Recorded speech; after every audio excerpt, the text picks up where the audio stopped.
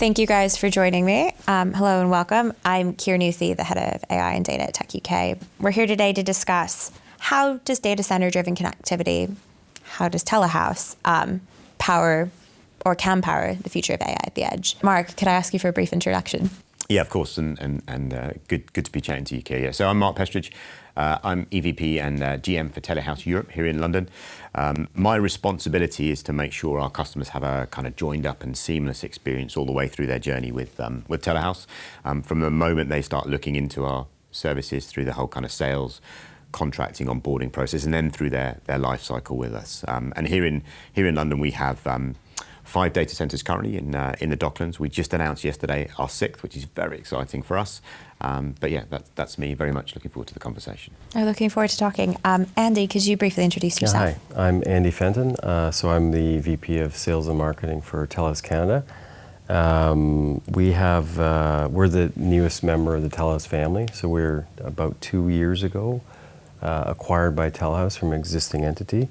And we've got 3 data centers in downtown Toronto in what we call our campus. I'm really glad we get both a European and a Canadian perspective on the conversation today. So today we're going to be discussing AI at the edge. What does AI innovation mean for data center design? I'm sure we'll get into sustainability, training versus inference, and where the comparative advantages are for each region. Before we kind of get started on what I'm assuming will be the meat of the conversation, it'd be really lovely to get a set scene of the data center perspective on the evolving landscape. So what are we seeing the shifts happening towards as we're increasingly focusing on everything AI, be that multimodal all the way down to the new innovations? How is the data center landscape, both here in the United Kingdom and abroad, changing, both in pace but in design? Yeah, I think we have to start and maybe roll back a little bit in terms of what the data center environment looked like just a few years ago. Yeah. And so traditionally, what we saw in any given market, any given country, was really just a couple different types of data centers, and those would be your enterprise data center, which could be owned by an enterprise, could be a bank, or it could be a co-location facility that's multi-tenanted. And then in most markets, most major markets, you would have had a data center such as Telehouse owns, which is commonly known as a carrier hotel. These are hyper-connected facilities that have thousands of cross connects that connect one customer rack to another within the facility to facilitate data transmission between one to another. We saw the emergence maybe about 10 years ago of the hyperscale data center, which typically the profile of that would have been larger in terms of the power involved, usually 1, maybe 2 tenants within that facility, and not necessarily hyper-connected. Usually that profile of data center would have dark fiber connecting it back to a hub such as a carrier hotel, such as a Telehouse, for example. What we see now with AI is the transformation of that. So now we're starting to see these larger gigawatt campuses. We call them AI factories. So these have emerged mainly in the US and other markets as well, but the US is known for this now. And these would be thousands of acres of land, multiple buildings, maybe 10 buildings, all connected. Remote. The key criteria for these types of facilities is that there's power available. So they're not necessarily next to large population zones, but they could be in the middle of nowhere. And these are what we know as AI factories. So that's sort of the emerging category that we've seen. And what remains to be seen now is how the inference side of AI is going to unfold and what that data center class looks like. It will definitely need to be hyper-connected. We know that, but what that's going to look like and where those are going to be, and relative to the large factories, is sort of something that's taking shape right now. Mark, I'm going to ask for a little bit of an expansion on that, but kind of bring in the term that Andy you didn't mention, which is latency. If we're talking about gigawatt factories that don't necessarily need to be located directly next to or on the edge, if you will, of these places, where does latency play into all of this? What does it actually mean as well? Yeah, I think it's agree with everything that Andy says. I think, a lot of these AI factories have been built not just in the US, but also in China as well, I guess. But for me, latency is very simply how long it takes something to happen. So in other words, how long for a response to an action, if you like. I think that is the key. And in the AI world, microseconds and milliseconds absolutely mean everything. They're really, really important. So when you're dealing with real-time applications, real-time decision-making in autonomous situations, your latency needs to be super low, right? It needs to be as low as possible. And how do you do that? Well, we cannot change the speed of light, right? That is an indisputable fact. We cannot change the speed of light. So what you have to do is make sure the distance is as small as it possibly can be. Yeah, absolutely. I'm going to push a little bit on what does that mean for like the design and location for you guys? Yeah, I think that building on Andy's point, I think with for those large learning models where you're doing a lot of training work, you don't need hyperconnectivity for that to be successful. That's where all those models are built. And I think where training and latency are really important is when you are actually, businesses are using that to make real-time decisions to drive business benefits, better outcomes, better customer experience, better employees, all these employee experience, etc. So you need to be close because the people need to be able to trust that data is real time so they can make decisions quickly. So that's where I think the inference part plays, where the hyper-connected, interconnected data centers, which used to be known, as you said, of carrier hotels, that's where they're going to play a part because they can reduce that latency so they can enable that fast real-time decision making. Awesome. I'm going to add another element into this, and then I want to get back into this interplay between what is training, what is inference, what does this kind of mean for the landscape at play, which is resource efficiency and sustainability. There's increasingly this umbrella term, frugal AI, if you will, in the UK of, are we building in a way that is sustainable, that takes into account grid constraints, energy constraints, renewable energy constraints, so on and so forth. How, alongside the latency and alongside the change in focus of data center design, how are you seeing these commitments to net zero, sustainability, resource efficiency affecting the design as well? Yeah, I think so. For me, latency and efficiency almost go hand in hand. I think the more efficient your network is, the shorter the routes are, the less energy you're using. So I think from a network point of view, I think that's fairly clear.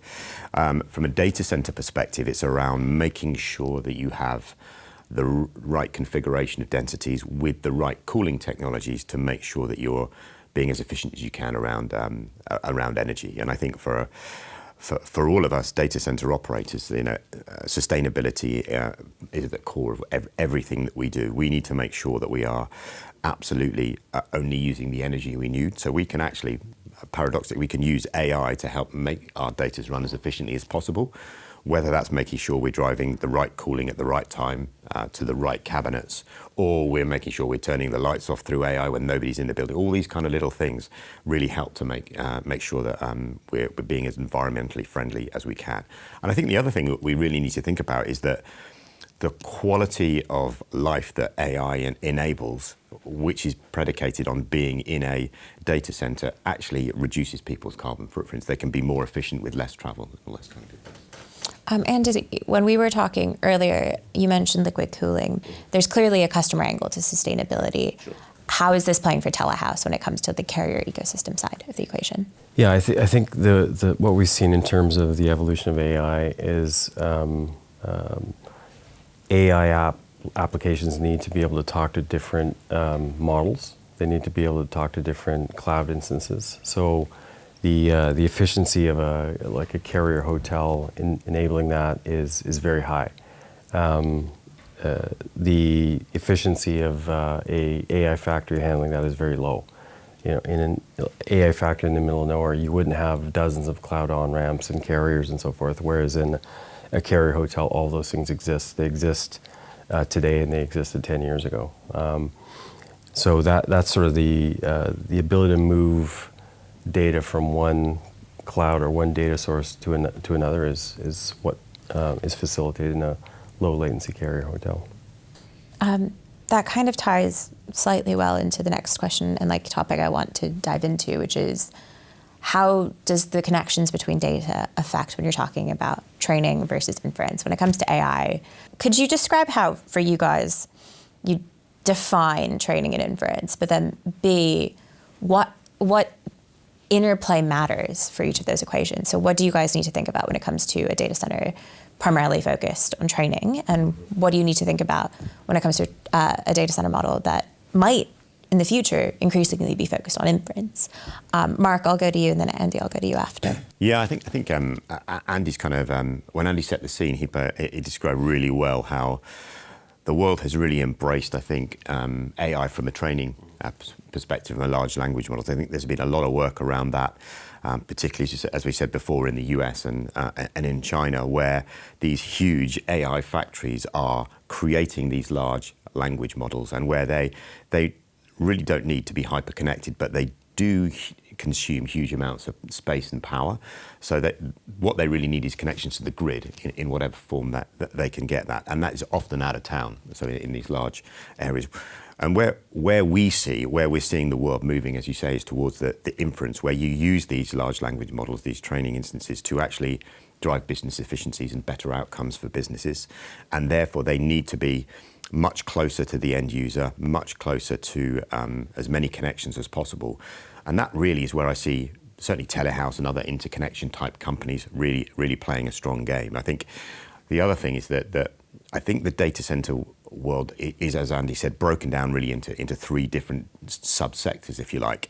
And we know that we can't play in all three of those areas, I think it's fair to say. And our core has to be around inference. We have the most connected buildings in London, in Paris, in Toronto, in Bangkok.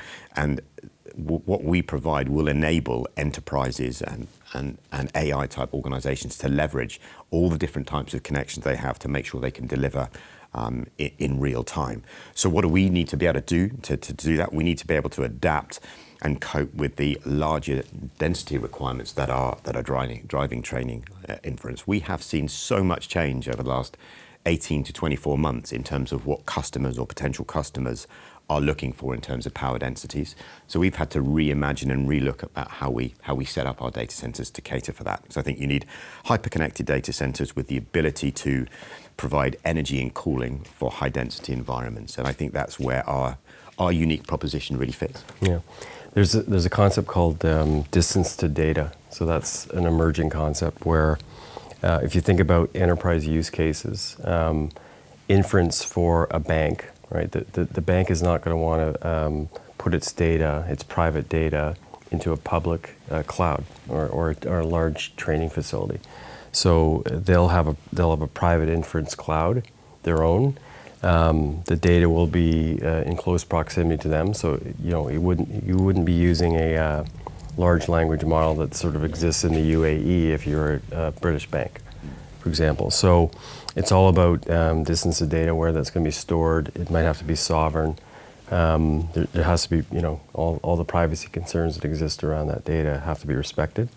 So we're going to see this emerge.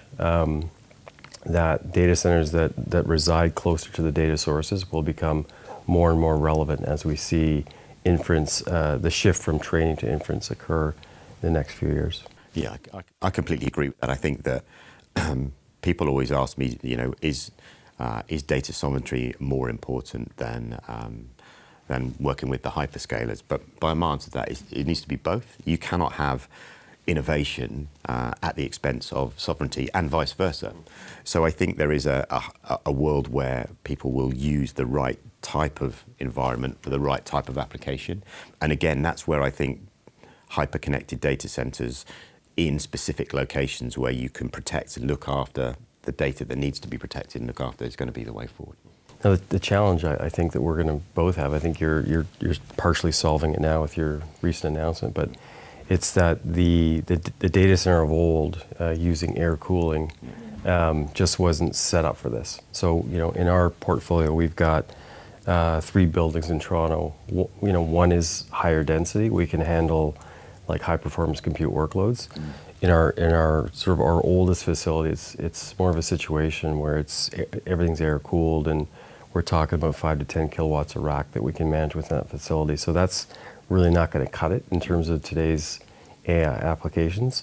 And even on the connectivity side, the networking side, we were talking to customers yesterday at a conference, and the rack density that they require for network POPs is increasing because more and more larger companies are moving to 400 gig networks.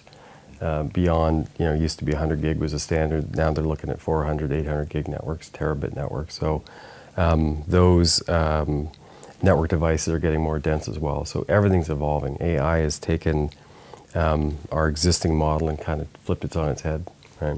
It sounds like a lot of increasing customer density needs, also just like a lot of increasing needs to compete in the AI age.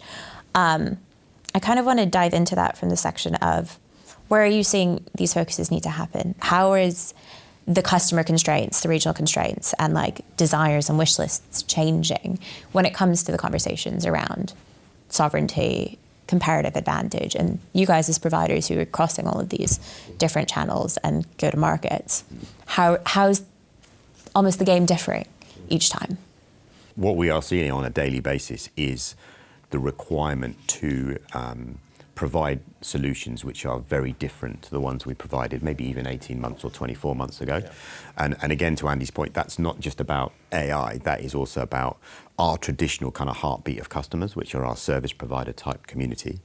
So for us, it's been a kind of paradigm shift in how we build and design new data centers, but also where we have to perhaps reconfigure and refresh legacy buildings. We have buildings that are 35, 36 years old.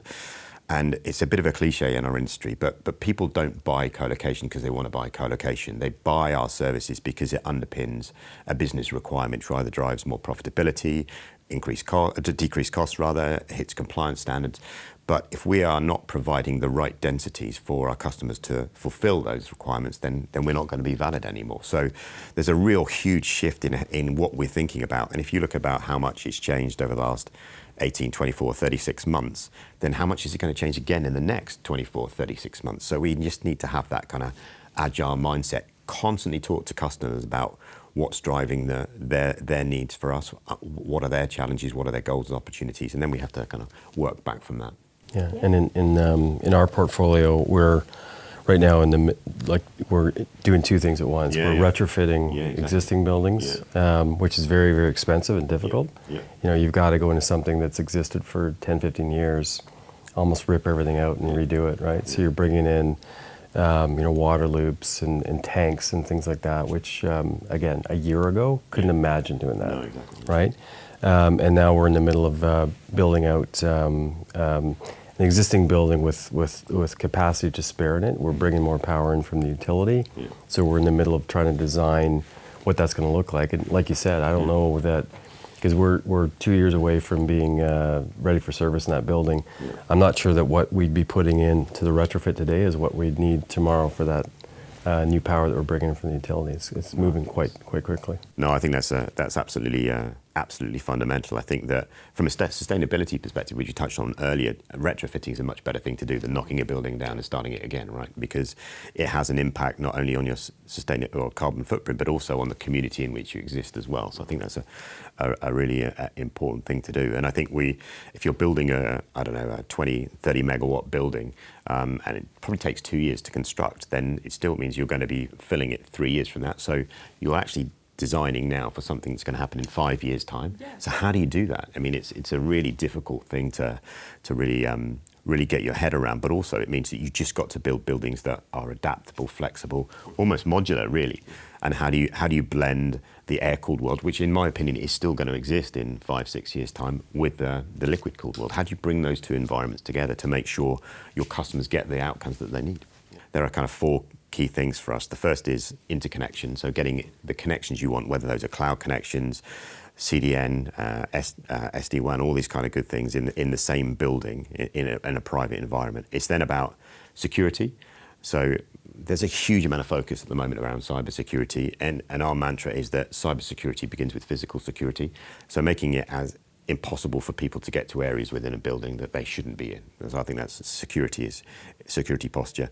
And then it's about operational flexibility and agility. I think customers really want to know that when things go wrong, maybe at their end, they can have a team that they can rely on 24/7 to go and sort things out. So I think, and then it's about ease of doing business with us. So I think those are all the things that really drive. Again, data centers are only relevant if customers want to buy them. So we need to think outside the box. So we will be starting to think about those things. But I think we have enough on our plate. I don't know if you agree with retrofitting existing buildings, building new buildings, coping with existing demand. But something that I think we can look at. Yeah, I think the one thing that sort of underpins everything we do is the connectivity side. In Canada, we have over 250 different carriers, ISPs, content distribution networks. So that's the richness of that environment is what we're all about. What does being future ready mean for Telehouse, but also the data center community when it comes to AI? There are mentions of adaptability, flexibility, testing what the customer viewpoint is, low latency as well. What are like the key criteria that you're looking at for success in the future? Yeah, I think future ready, as Mark has mentioned. 2 years ago, we wouldn't have imagined where we are today. So I think it's all about when you're designing your buildings, it's all about being very adaptable to new technology that's going to emerge. For us, the biggest trend right now has been the liquid cooling. As I said, we're in the middle of a retrofit around 2 data halls in one of our buildings that need to be equipped to do that, which is a huge investment. It's multi-millions of dollars, probably up to 20 million in some cases. To do that. So it's all about that, being really flexible in design, forward thinking, making sure that you're looking at the landscape as well, talking to the manufacturers. So understanding how they're taking the market, where they see the strength is going to be important, and then getting closer to our enterprise type customers as well, is to understand how they're using this technology to drive better outcomes for their business. And we're beginning to see that in retail and financial services, etc. But that's the key. It's about getting closer to people that are driving the ecosystem, I think. Yeah, I think there's an emerging, we call them neo-cloud players. So there's this whole emerging ecosystem of players. So we are, in Canada, we have some ongoing relationships with those types of players. So understanding what they're trying to deploy, the rack densities, the connectivity requirements that they're going to have is important. So these conferences that we're attending all the time, just meeting with these companies, asking them what their future plans are. They're all in some release set. What their next chip's going to look like, what their next release is going to look like is important to understand. If it's different than what it is today, is it going to drive more density, or is it going to drive a different type of connectivity requirements? Those things are all questions that we need to be asking. Mark, to bring that back to where we are today, when we're talking about AI at the edge, what are we seeing currently in sectors, be it retail, entertainment, so on and so forth? Like, where's the now in the equation, so we can kind of almost see where the future could go? Yeah, I think we're definitely beginning to see that in the retail sector. Certainly, talking to our customers in that sector, I think that's really on a couple of levels. The first is in terms of making sure they've got real-time information to make sure they can use dynamic pricing, to make sure they're in line with their competitors, in line with what the market is looking for. To be able to control and manage inventory in a real-time way is really important. But I guess that the key is that customers are more and more demanding, aren't they? Or whether those are B2B or B2C type customers. And I think customers are looking for a better experience. They're looking for a more immersive experience. So we're seeing AI driving that kind of in-store or online experience to a new level, which then brings brand loyalty and all those kind of good things around the retail space. I guess also in financial services, which is kind of a big growth area for us here in Telehouse in London. I think we're seeing the use for managing risk, managing compliance, things like fraud detection, risk management, all which need to happen in the same way as the autonomous car needs to be managed in a real-time way. These things need to be managed in a real-time way. So those are really a couple of things that I've been seeing. I don't know if you've been seeing similar. Yeah, those are definitely use cases that are starting to emerge. Like I said, it's this need for very low latency. These even a call center environment. If it's low latency is required for that agent to actually seem real, right? If there's any jitter or higher latency, is just not going to work in that setting, right? It's how to make AI feel real time, as close to as possible. Yeah, massively. Given constraints. Yeah, no, absolutely. And again, that also drives, better customer experience, but also a better employee experience as well, because they're dealing with real-time information that they can use and assimilate and use productively. What are your non-negotiables on making sure that happens? It sounds like latency is a big non-negotiable. What are the other ones? I think, for me, I think it's a couple of things. I think firstly, the connectivity to the on-ramps is absolutely essential, but also protecting private data is also important. So that's the balance between the public cloud and the data sovereignty. So getting to that balance right, and I think as I said earlier, that's not about one or the other, or one being at the expense of the other. There needs to be a real balance so that you can get the right innovation, you can drive the right business improvements, the right business outcomes. But having the on-ramps in situ is important, because it's drive down latency, as we said before. But making sure the data sovereignty piece is also very important. You've got to make sure where appropriate, you're protecting and keeping that data in privately. So having those two in the same place is also. And the third is speed to market. I think we've talked a lot about how we don't really know exactly how the market's going to evolve over the next 18, 24 months. But we do know that speed to market is important. I think there is a huge benefit to our customers for first mover advantage. So for us to be able to deploy quickly, give them network connectivity, the low latency they need quickly, is imperative for them. Right. Yeah, I think there's we talked about the classes of data centers that we know in the emergence of the AI factory. There also needs to be an emergence of the AI inference factory, right? And it's hard to replicate what Telehouse has. So Telehouse has the carrier ecosystems in existence. So think about if you're building a new data center, it's a new build on the edge of the city, and we see this in our market in Toronto as well. It's hard to replicate that carrier ecosystem because they just aren't there. If you're building 40 kilometers away from downtown Toronto, it's not likely you're going to be able to attract hundreds of carriers into that facility. It's just logistically almost impossible to do that. So it's about being ready and having all those situations in your environment today, like the cloud on-ramps, the carrier ecosystems, the ISPs. That's a very important part of what we do. It sounds like for the carrier ecosystems, it's about carrier density almost. Mm-hmm. Is that providing a degree of flexibility for it as well? For sure. Yeah. The density is very important. Again, back to these applications, you're going to need to distribute content to all the end users somewhere, and that involves all the various ISPs and carrier networks that are in a given market. Right? I guess if I was a customer, and imagine I'm very much at the beginning of my journey, where should I go to seek advice? I want a data center. I don't know what that means. I think you want to be dealing with someone who's reputable, who's got high standards in terms of security, has the ability to connect to multiple on-ramps. I think that's going to be moving forward. That's a key element for this industry. That's certainly what I would be asking about if I were a customer. Mark, what questions? I think there's probably three key things for me. I talked a little bit about earlier about speed to market and first mover advantage. So I think I'd be asking, how quickly can you stand up my environment, and how quickly can you get me low latency connectivity that I need? The second is, what is your future roadmap? We talked a lot about, we didn't know what was coming 18 months ago. We don't really know what's in it. But what are our plans for new technologies to make sure that we can cope with the new chipsets, the new things that are driving AI?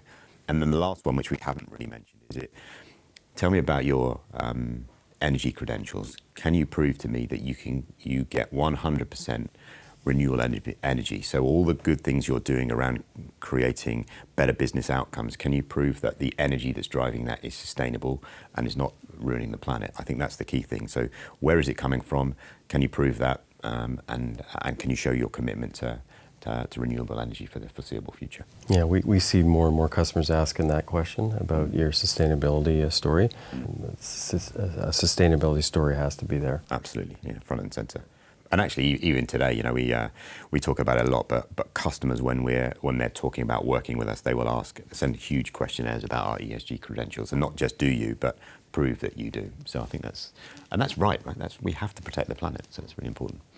On the flip side, then, what do you think providers like yourselves should be asking questions with each other about? What do you guys think we should be discussing moving forward? I think that's a great question. I think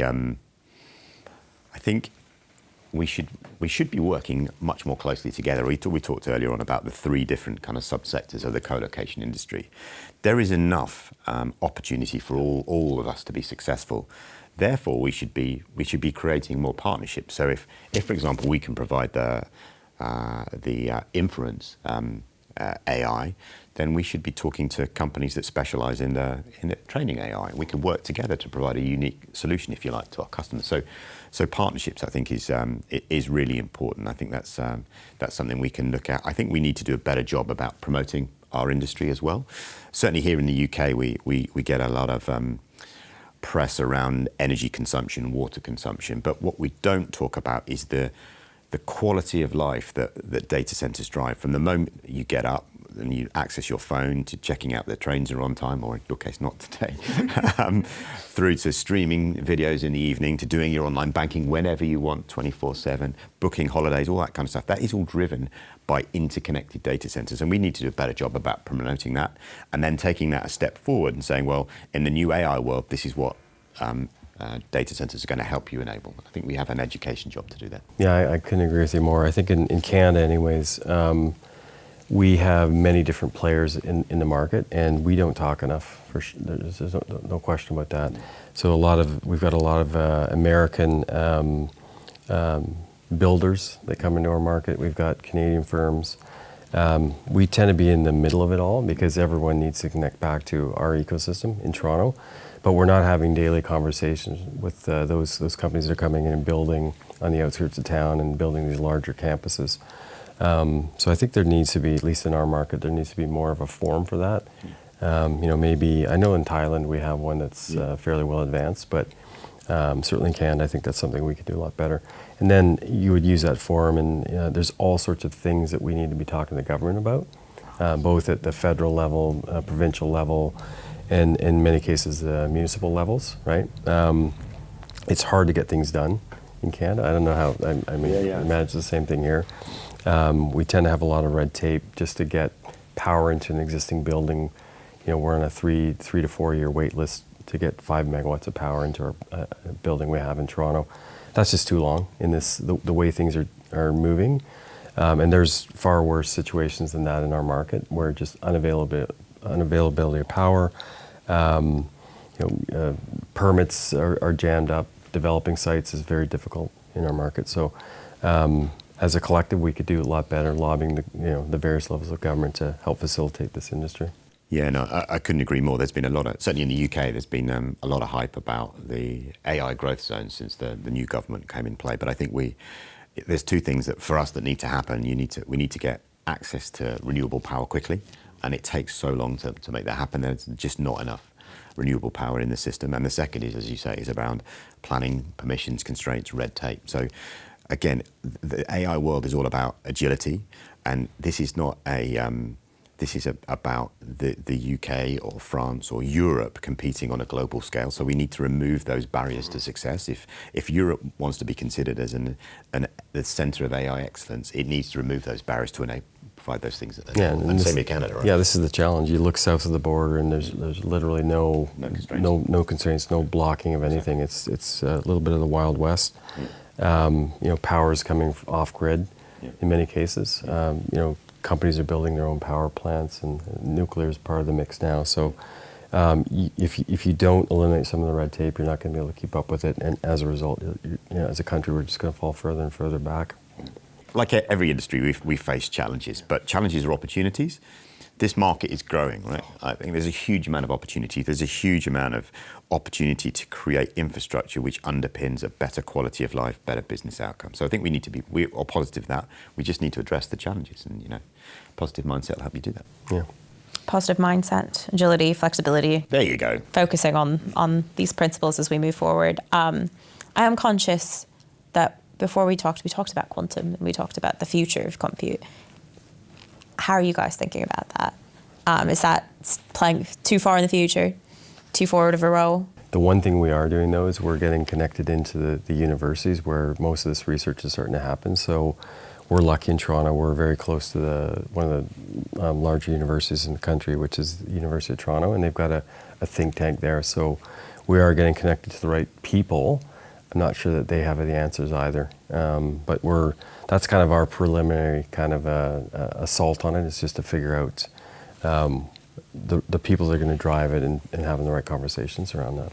What are you guys doing in the immediate near term? What's your immediate term thought process and plans? Yeah, I think a great question. I think we obviously, we've talked a lot about the fact we don't really know what the future holds in terms of what customers are going to use us for. What we do know is we need to invest, and we need to invest in new infrastructure in our existing metros and locations, because that's what our customers are telling us. So we have huge plans at the moment, certainly in Europe, in expanding in London, looking also to expand in Paris and in Frankfurt. So huge expansion plans, which is massive investment for us, and we will need to be adaptable and flexible how we use that space moving forward. Yeah, it's the same in North America. We're looking at, in Toronto, we're expanding an existing facility. We're starting to think about the next play, which would be a new building, new facility, new greenfield potentially. So early discussions happening on that. And again, this is all customer driven. Yeah. So hopefully some things come together on that. So it's all about, we're willing and able to invest the money now. We've got good support from our parent company, and there's no shortage of appetite to invest more dollars in this space.